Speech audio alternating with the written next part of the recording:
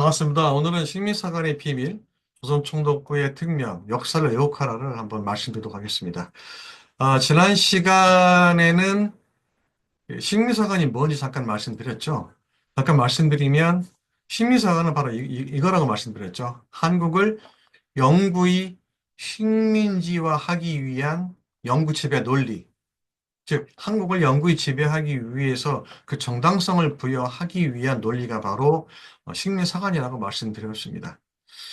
자, 그래서 일본은 어떤 행위를 했냐면 한국과 일본의 역사와 문화를 비교 분석했습니다. 근데 여기서 충격적인 사실을 알게 되죠. 일본이 아무리 연구를 하고 비교를 해봐도 일본에 비해서 한국의 역사는 오래됐고 문화는 굉장히 우수하다는 걸 알게 되었습니다. 자, 여기에서 일본이 고민에 빠지게 되죠. 분명히 일본이 한국을 영구히 점령하기 위해서는 지배 논리가 필요한데, 그러기 위해서는 한국의 역사와 문화가 일본보다 오래되지 않고 문화 수준이 낮은 민족의 나라라는 것을 증명해야 되는데, 그게 참 난감하게 된 겁니다. 자, 그래서 그들은 고민에 빠지게 되죠. 근데 아무리 고민을 해봐도 한국의 역사와 일본의 역사는 비교할 수 없을 정도였다는 거죠. 자, 바로 그 예가 뭐냐면 바로 이거죠.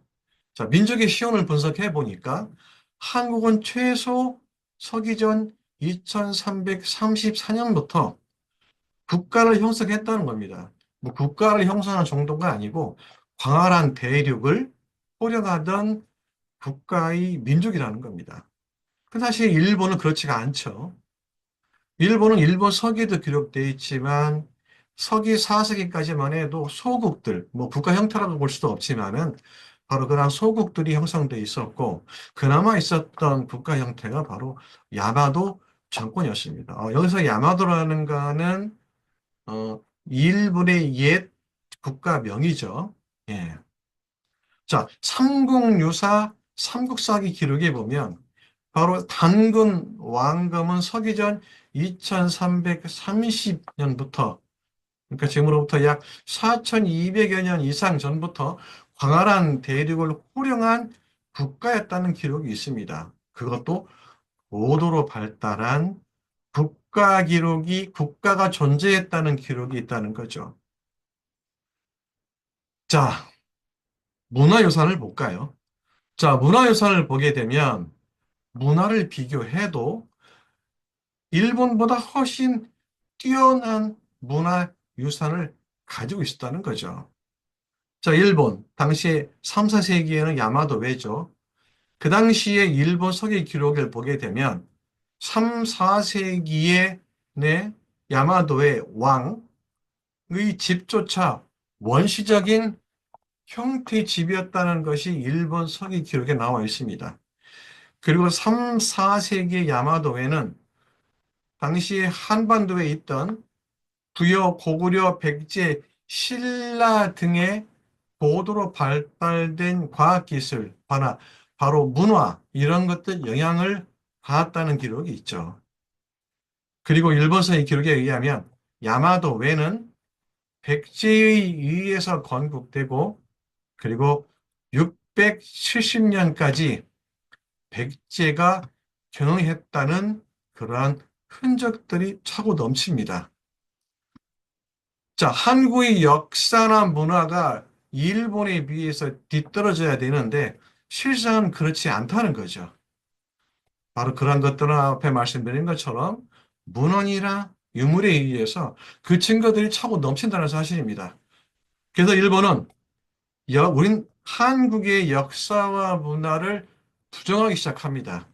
이것이 바로 일제 식민사학의 시작이죠. 자, 그들은 한국의 역사를 왜곡하기 시작합니다. 그래서 고대 역사를 지우기 시작하죠. 그러면서 삼국사기 초기 기록은 가짜다. 그리고 잘못되었다라고 얘기합니다. 고구려 백제 신라 시대의 초기 기록을 부정합니다.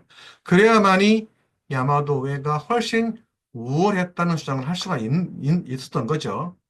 동시대 일본, 즉 야마도회는 한반도, 즉 우리 민족의 영향권이었습니다. 그리고 문화유산 등 상당한 부분이 한반도 국가로부터 건너갔죠.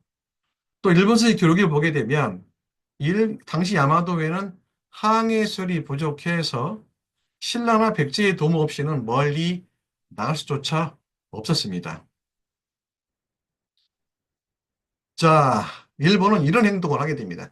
가장 대표적인 역사 왜곡이 한반도의 역사를, 한국의 역사를 한반도에 가둬놓는 행위를 하게 됩니다. 즉, 한 번도 한반도를 벗어난 적이 없다는 거죠. 우리 고대 국가들은. 그리고 광활한 만주 지역의 역사도 부정합니다. 따라서 이들의 목적은 뭡니까?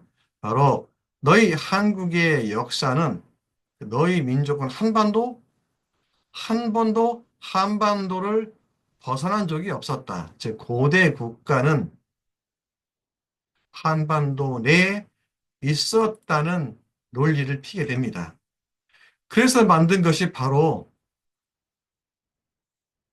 한반도 북부는 한반도 북부는 한나라가 설치한 한사군이 한반도 북부를 식민지 통치를 했고 남쪽은 야마도회, 즉 고대 일본 국가인 야마도회가 임나에 일본부를 설치해서 통치했다. 바로 이러한 논리를 피게 됩니다. 그래서 한국은 고대부터 식민지 국가였다는 거죠.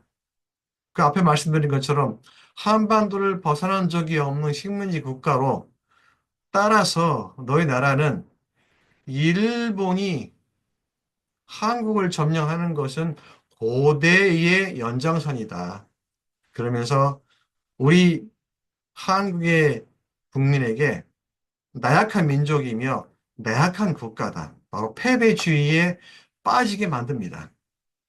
그런데 우리 엄연한 고대 국가의 기록인 삼국사기에는 이러한 일제의 주장을 뒷받침할 만한 주장이 전혀 없다는 거죠. 오히려 그 기록에는 고도로 발달한 국가가 존재했었고, 따라서 그러한 기록은 왜곡하게 만듭니다.